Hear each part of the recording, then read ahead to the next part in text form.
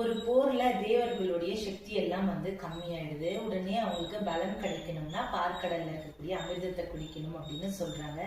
உடனே தேவர்களும் தேவர்களின் அரசனான இந்திரனும் பார்க்கடலை கடைஞ்சு அமிர்தத்தை எடுக்க முடிவு பண்றாங்க. உடனே அவங்க மந்திரமலைய மத்தாகவும் வாசுகி தேவி அப்படிங்கிற பாம்பை கயிறாகவும் வச்சு பார்க்கடலை கடையிறாங்க. அப்போ மந்திரமலையுடைய பாரம் தாங்காம அது கடலுக்குள்ள மூழ்க ஆரம்பிக்குது. உடனே தேவர்கள் எல்லாம் சேர்ந்து திருமால் கிட்ட முறையிடுறாங்க. திருமால் ஒரு பெரிய ஆமை வடிவம் எடுத்து மந்திரமலைக்கு கீழே போய் அந்த மலையை தாங்கி பிடிக்கிறாரு.